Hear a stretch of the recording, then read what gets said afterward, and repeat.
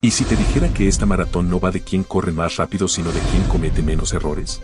¿Qué pasa cuando juntas a los mejores del mundo en el mismo circuito con estilos opuestos, egos enormes y demasiada presión? ¿Quién se atreverá a atacar demasiado pronto? ¿Quién esperará y pagará por esperar? Hay campeones obligados a ganar. Debutantes con talento, pero sin margen de fallo. Y atletas que solo necesitan que otros se equivoquen. Aquí no gana el más fuerte. Gana el que no se rompe. Porque cuando todos quieren hacer historia alguien acaba desapareciendo. Y esta vez, puede ser cualquiera.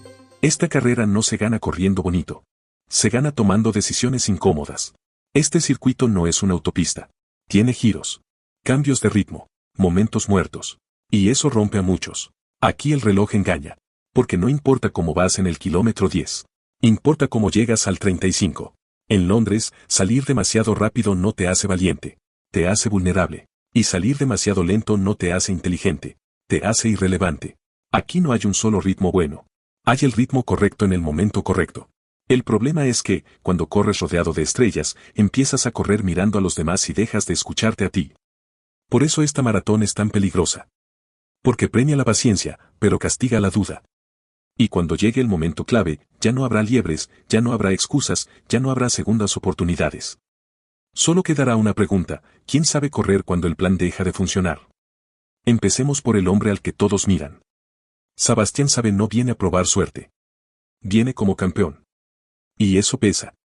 Cuando ganas aquí una vez, ya no corres contra los demás. Corres contra las expectativas. Defiende con cabeza o intenta demostrar demasiado pronto que sigues siendo el rey. Porque en Londres, querer controlar la carrera es la forma más rápida de perderla. Ahora, cuidado con Jacob Kiplimo. Tiene velocidad para romper el grupo cuando quiera. Tiene piernas para cambiar el ritmo sin avisar. Pero esta distancia no perdona el entusiasmo. La gran pregunta es simple: ¿sabrá frenar cuando el cuerpo le pida atacar? Porque si corre esta maratón como una media, no llega al final. Tamirat Tola juega a otra cosa. No necesita liderar. No necesita brillar. Solo necesita que otros se equivoquen. Es el tipo de corredor que aparece cuando el ruido se apaga. Cuando las piernas pesan. Cuando ya no quedan excusas. Y ahí, suele ser demasiado tarde para reaccionar. Amanal Petros es distinto. No llega con el cartel de superestrella. Y eso es exactamente lo que le beneficia. Corre incómodo. Corre constante. Corre sin pedir permiso. Mientras otros miran a los favoritos, él avanza sin hacer ruido. Y muchas veces, cuando te das cuenta, ya lo tienes delante. Joshua Cheptegei es el gran interrogante. Talento de sobra. Historia de sobra. Pero la maratón no respeta el pasado. Aquí no importa lo que fuiste. Importa lo que decides hoy. ¿Sabrá correr sin ser el centro de atención? ¿O intentará demostrar demasiado? Porque Londres castiga a quien quiere dominarla. Y ahora, el nombre que lo cambia todo. Omid Kejelcha. Debut absoluto. Cero experiencia en esta distancia. Y todo el mundo mirando. Tiene talento para ganar. Y exactamente el mismo talento para estrellarse. Porque Londres no es el lugar ideal para aprender. Es el lugar donde aprendes, si sobrevives. Demasiados estilos. Demasiadas formas de correr. Demasiadas maneras de equivocarse. Y solo uno va a acertar. Si la carrera masculina promete errores, la femenina promete guerra. Aquí no hay una favorita clara. Hay demasiadas. Empecemos por Tix Tasefa. Potencia pura. Ritmos que asustan. Cuando decide correr fuerte, pocas pueden seguirla. Pero Londres no premia la fuerza sin control.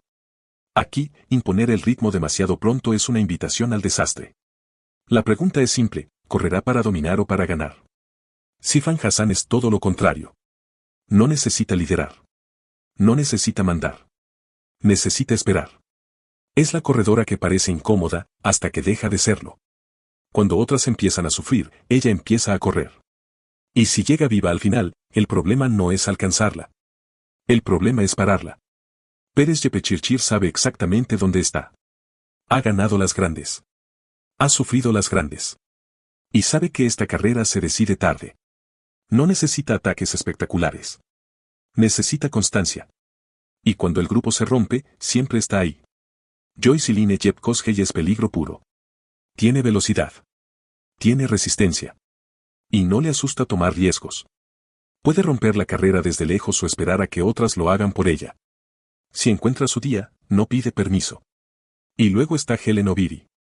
La corredora que nadie quiere ver cerca en los últimos kilómetros. No necesita liderar. No necesita atacar antes de tiempo. Solo necesita aguantar. Porque si llega con opciones al tramo final, el desenlace cambia. Aquí no gana la más rápida. Gana la que mejor lee la carrera. Demasiado talento. Demasiadas estrategias. Demasiadas formas de perder. Y en Londres, cuando dudas un segundo, ese segundo no vuelve. Y ahora viene lo más importante. Porque en una carrera con tanto talento, no gana el mejor. Gana el que evita el error más común. El error número 1 es salir corriendo para demostrar. Aquí pasa siempre. Te sientes bien. Ves a una estrella moverse. Escuchas el ruido del grupo. Y piensas, si no voy ahora, pierdo mi oportunidad. Y ese pensamiento es el principio del final. Porque la maratón no te cobra en el kilómetro 10. Te cobra con intereses en el 35. El segundo error es seguir a la persona equivocada.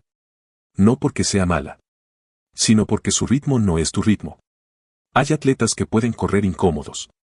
Hay atletas que necesitan estabilidad. Hay atletas que explotan si cambian el ritmo muchas veces. Pero cuando estás rodeado de campeones, empiezas a correr con los ojos, no con el cuerpo. Y el cuerpo no perdona. El tercer error es creer que si hoy no duele, hoy es seguro. No. En maratón, lo peligroso no es ir cómodo. Lo peligroso es ir cómodo demasiado rápido. Porque el cuerpo aguanta mientras puede. Y cuando se rompe no avisa con educación. Avisa con una pared. Con calambres. Con un vacío de energía. Con un ritmo que se cae sin explicación. Y hay una trampa psicológica más, el prestigio. En Londres, el prestigio pesa.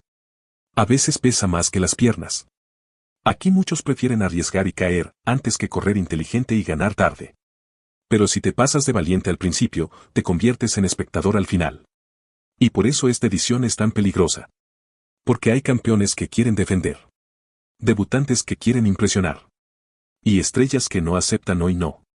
Demasiada presión, demasiadas ganas, demasiada historia en juego. Y ahora, la pregunta que nadie quiere responder, ¿quién tendrá la valentía de frenar para poder atacar después? Y ahora ya lo sabes. Esta no es una maratón más. No es una lista de nombres. No es una carrera para lucirse. Es una prueba de decisiones. Aquí habrá ataques que parezcan definitivos y no lo serán.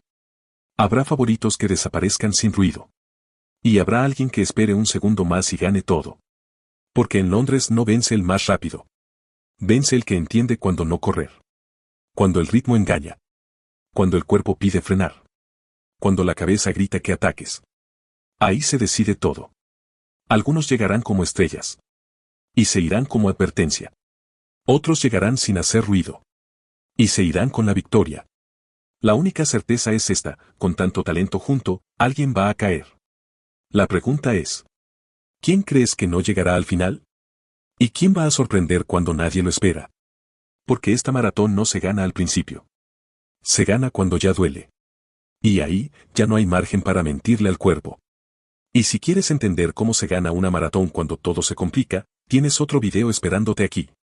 Porque en el running no siempre gana el más fuerte, gana el que piensa mejor cuando ya duele.